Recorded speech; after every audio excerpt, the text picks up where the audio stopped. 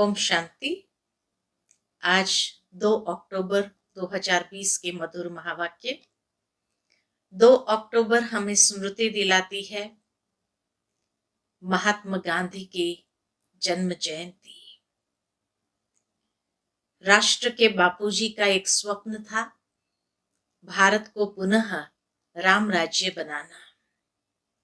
और उस स्वप्न को साकार करने के लिए विश्व का बापूजी अर्थात परमपिता परमात्मा जब इस संसार में आते हैं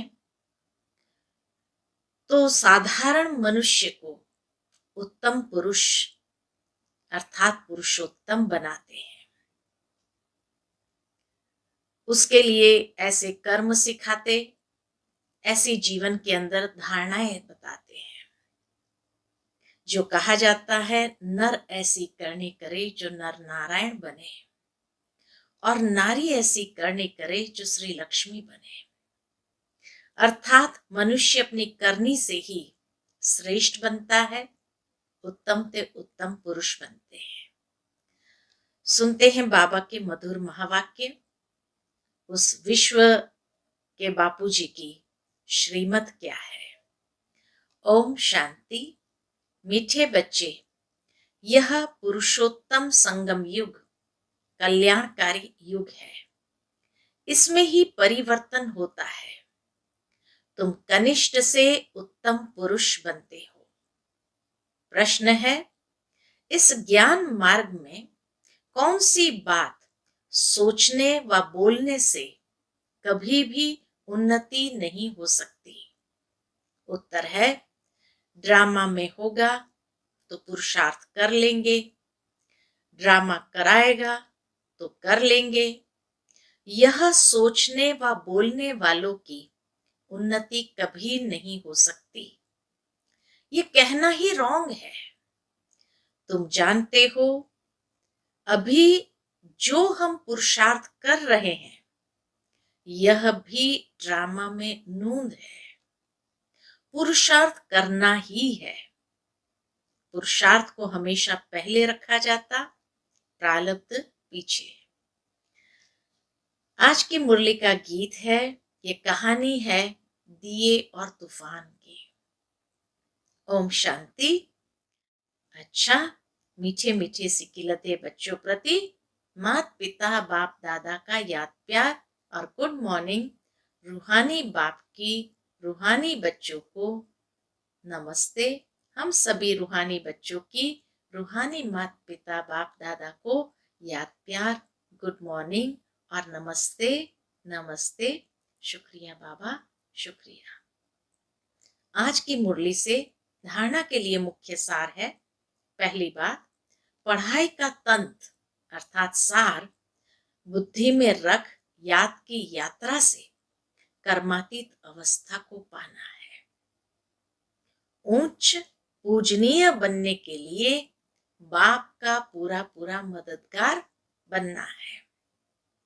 दूसरी पॉइंट, सत्य बाप द्वारा राइट रॉन्ग की जो समझ मिली है उससे राइटियस बन जीवन बंध से छूटना है। मुक्ति और जीवन मुक्ति का वर्षा लेना है। आज की मुरली का मीठा वरदान है, संगम युग की सर्व प्राप्तियों को स्मृति में रख चढ़ती कला का अनुभव करने वाले श्रेष्ठ प्रालब्धि भव। संगम युग की प्राप्तियों को स्मृति में रख चढ़ती कला का अनुभव करने वाले श्रेष्ठ प्रालब्धि भव। परमात्मा मिलन व परमात्मा ज्ञान की विशेषता है अविनाशी प्राप्तियां होना। यही परमात्मा ज्ञान परमात्मा मिलन की विशेषता है। ऐसे नहीं कि संगम युग पुरुषार्थी जीवन है और सतयुगी प्रालब्ध जीवन है। संगम युग की विशेषता है, एक कदम उठाओ और 1000 कदम प्रालब्ध में पाओ। तो सिर्फ पुरुषार्थी नहीं लेकिन श्रेष्ठ प्रालब्धि है। इस स्वरूप को सदा सामने रखो।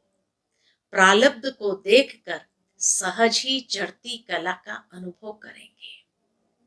पाना था सो पा लिया, यह गीत गाओ तो गुटके और जुटके खाने से बच जाएंगे।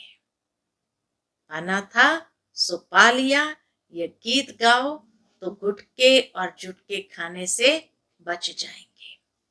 स्लोगन है, ब्राह्मणों का श्वास हिम्मत है। ब्राह्मणों का श्वास हिम्मत है, जिससे कठिन से कठिन कार्य भी आसान हो जाता है। फिर मातेश्वरी जी के अनमोल महावाक्य है, जिसमें मातेश्वरी जी ने मुक्ति और मोक्ष को स्पष्ट किया है। आजकल मनुष्य मुक्ति को ही मोक्ष कहते हैं। वो ऐसे समझते हैं जो मुक्ति पाते हैं वो जन्म मरण से छूट जाते हैं। वो लोग तो जन्म मरण में न आना इसी को ही ऊंच पद समझते हैं, वही प्रारब्ध मानते हैं। जीवन मुक्ति फिर उसको समझते हैं जो जीवन में रहकर अच्छा कर्म करते हैं। जैसे धर्मात्मा लोग हैं, उनको जीवन मुक्त समझते हैं।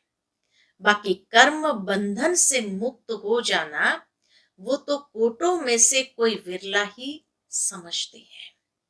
अब यह है उन्हों की अपनी मत, लेकिन हम तो परमात्मा ज्ञान द्वारा जान चुके हैं कि जब तक मनुष्य पहले विकारी कर्म बंधन से मुक्त नहीं हुआ है, तब तक आदि मध्य अंत दुख से छूट नहीं सकेंगे।